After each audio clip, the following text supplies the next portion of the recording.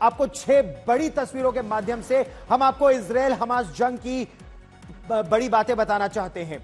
Israel की सेना ने कहा है कि वो गाजा पर ग्राउंड एक्शन के लिए पूरी तरह से तैयार है, बस बिन्यामिन नेतन्याहू सरकार के आदेश की प्रतीक्षा है।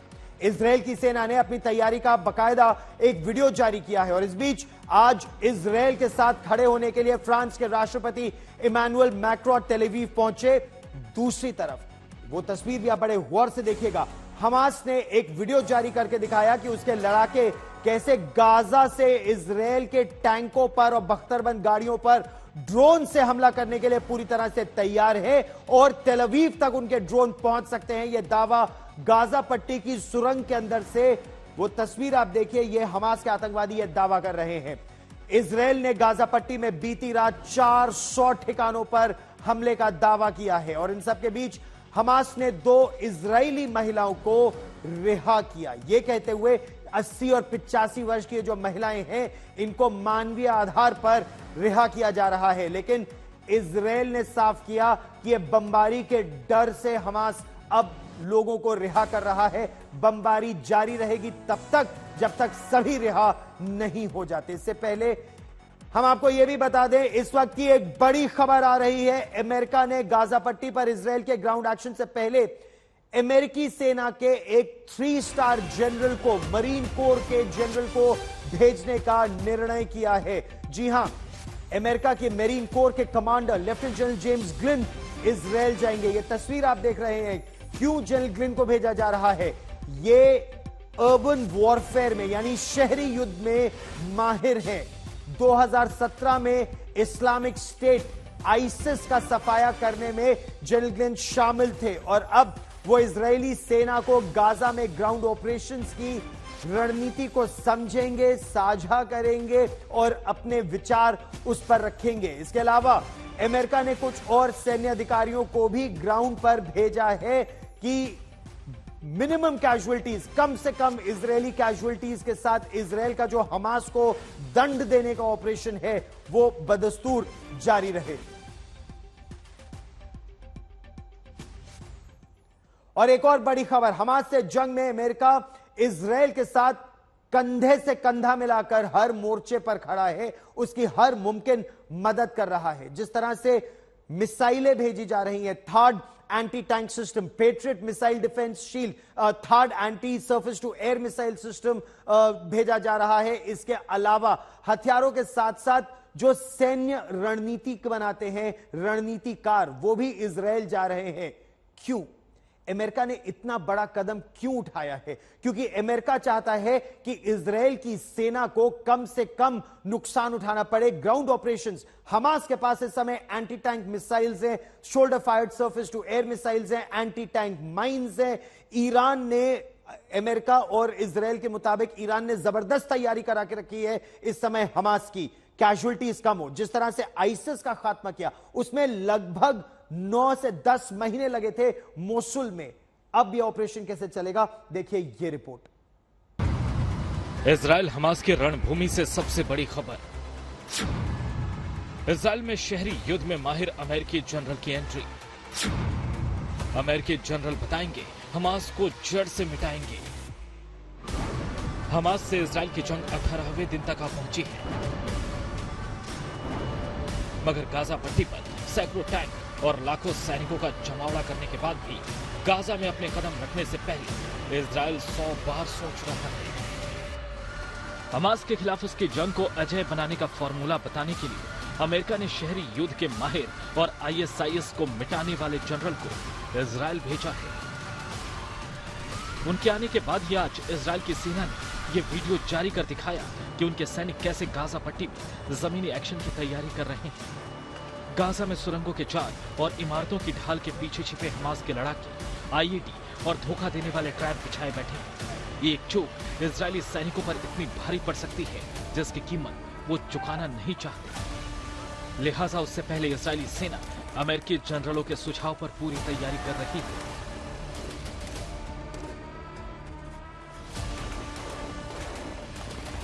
दूसरी तरफ हमास भी लंबी लड़ाई के लिए तैयार है। उसने अपने ड्रोन ब्रिगेड का वीडियो जारी किया है। उसने दिखाया है कि अपने ड्रोन के जरिए वो इजराइल पर कहर ढा सकता है।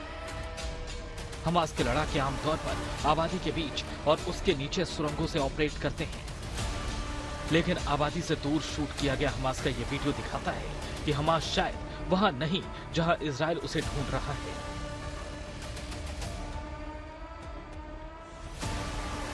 इस मुश्किल लड़ाई के बीच अमेरिका से बड़ी खबर आई। खबर इस शख्स से जुड़ी है जिसका नाम लेफ्टिनेंट जनरल जेम्स क्लीन है। जेम्स मरीन कोर के 3 स्टार जनरल हैं। 3 स्टार जनरल यानी सेना के तीसरे नंबर के सबसे बड़े अधिकारी। जनरल जेम्स इससे पहले दुनिया की बेहतरीन कमांडो फौज अमेरिकी मरीन के स्पेशल ऑपरेशन की इंचार्ज थे। सबसे बड़ी बात यह कि वो इराक में ISIS के खिलाफ ऑपरेशन में शामिल थे। ऐसे समय में जब इजराइल गाजा पट्टी पर जमीनी हमला करने के लिए उतावला हो रहा था, तब अमेरिका ने उसे रोका और अपने तजुर्बेकार जनरल को इजराइल भेजा ताकि वो उसे शहरी युद्ध में हमास का सफाया करने की तरकीब बता सके। ये सब हम नहीं कह रहे, व्हाइट हाउस के प्रवक्ता जॉन किर्बी खुद बता रहे हैं। अब आपको एक और बड़ी खबर बताती हूं। इजराइल ने अमेरिका को गाजा में घुसकर कार्रवाई का जो प्लान दिया था, उसे अमेरिका ने आत्मघाती बता दिया। यानी जिस प्लान के साथ इजरायली सैनिक गाजा में घुसने वाले थे, उस पर अमल होता तो सैनिकों की लाशें बिछ सकती थी। इस प्लान को रिजेक्ट करने के बाद ही अमेरिका ने लेफ्टिनेंट जनरल जेम्स और शहरी युद्ध के माहिर कुछ सैन्य अधिकारियों को इजराइल भेजा। ये अधिकारी ऑपरेशन की कमान भले ही ना संभाले, लेकिन ISIS के खिलाफ जंग में अपना तजुर्बा और तरकीबों से इजराइल की भरपूर मदद करेंगे। अब सुनिए, इजराइल में चल रही जंग के बीच अमेरिका के रक्षा मंत्री लॉयड ऑस्टिन कैसे हर पल इजराइल के रक्षा मंत्री के संपर्क में हैं। यानी बाइडेन प्रशासन भले ही ये कहे कि वो इजराइल को हमास के खिलाफ जंग उसकी मर्जी के मुताबिक लड़ने दे रहा है, लेकिन अब ये किसी से छिपा नहीं है कि इजराइल की जंग में अमेरिका हर कदम पर उसके साथ है। यही नहीं, उसके हर बड़े ऑपरेशन पर नजर रख रहा है। बाइडेन से लेकर उनके तमाम मंत्री और सेंट्रल कमांड के प्रमुख इजराइल का दौरा कर चुके हैं और अब 3 स्टार अमेरिकी marine commander lieutenant general James Klein Israel को हमास की तबाही का फॉर्मूला बताएंगे। आज तक ब्यूरो।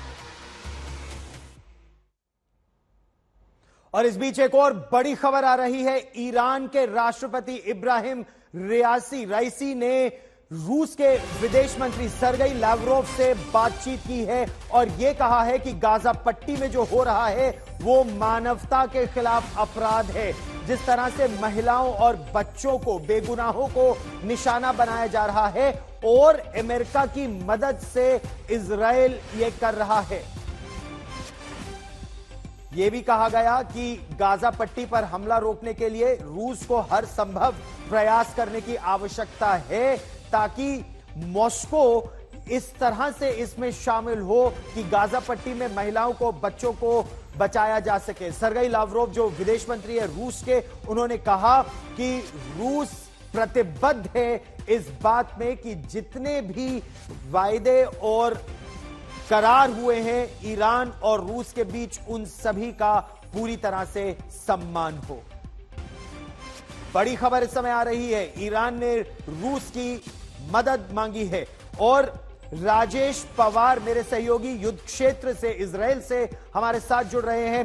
राजेश, किस तरह से इसे देखा जाए कि अब ईरान ने रूस की मदद मांगी है ताकि अमेरिका और इजराइल को रोका जा सके? ये समीकरण कितने तेजी से बदलते जा रहे हैं और कठोर होते जा रहे हैं राजेश?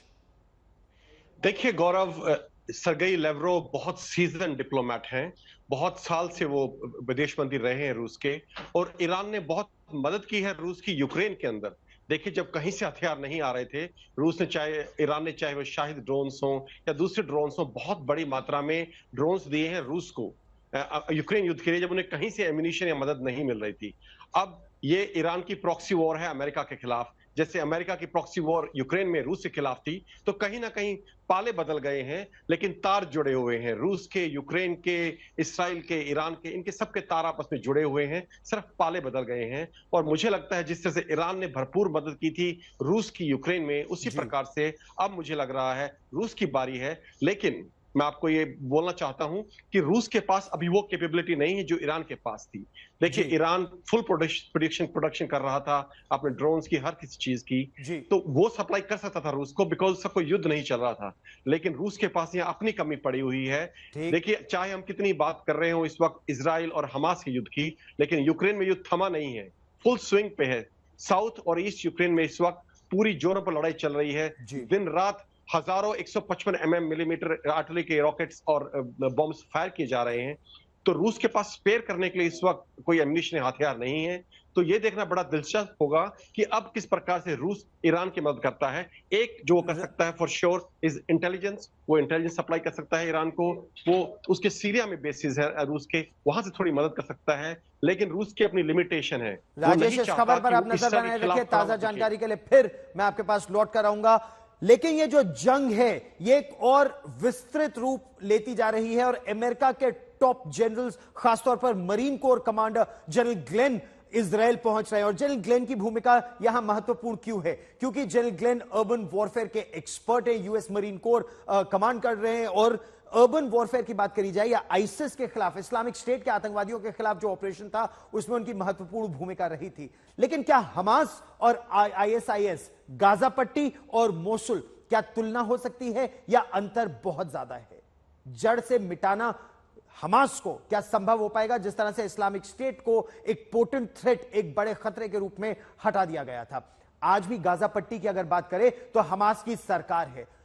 फिलिस्तीन के लोगों ने, जो गाजा पट्टी के लोग हैं, उन्होंने हमास को चुना है। यह बहुत महत्वपूर्ण बात है। फिलिस्तीन देश का सपना है। और मोसुल की बात करें तो इस्लामिक स्टेट का केवल एक जिहादी माइंडसेट था, उन लोगों का पूरा एक इस्लामिक स्टेट बनाना चाहते थे।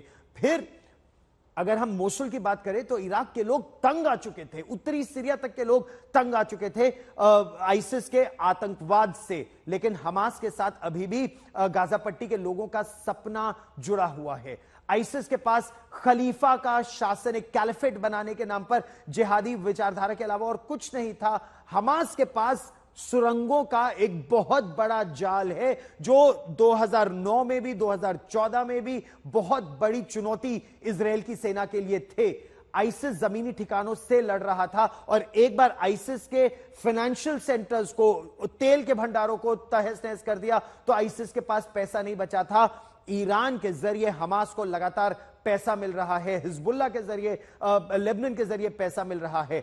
हमास की जंग इजराइल और अमेरिका की है। आईसिस के खिलाफ जो जंग थी वो अगर एक दूसरे रूप में देखा जाए तो इराक, कुर्द, अमेरिका, पश्चिमी देश सब एकजुट हुए थे आईसिस को खत्म करने के लिए।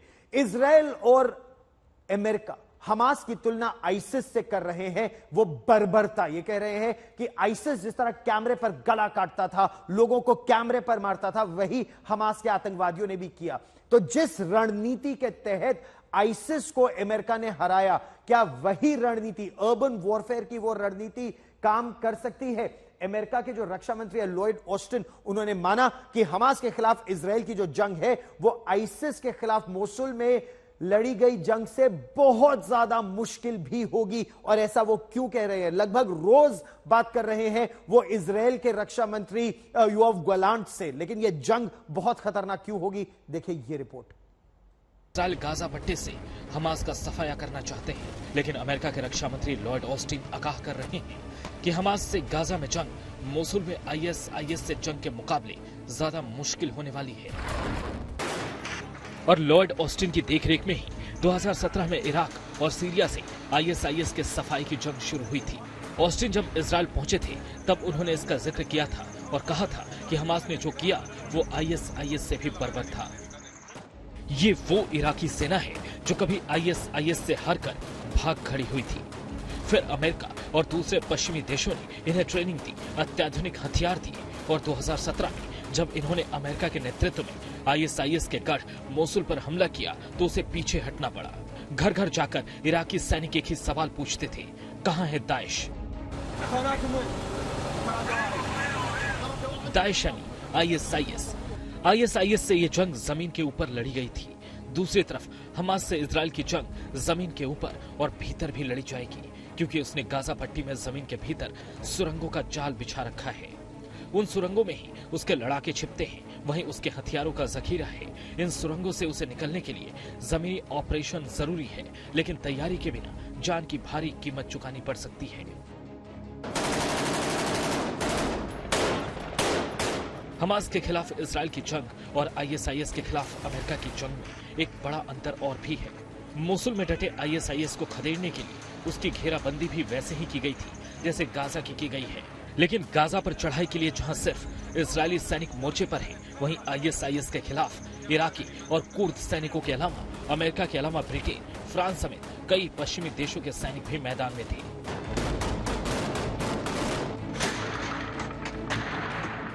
और इसके बावजूद आईएसआईएस को मोसुल से खदेड़ने में 9 महीने लग गए थे। गाजा से हमास को निकालने में शायद इससे भी ज्यादा वक्त लग सकता है। आज तक ब्यूरो।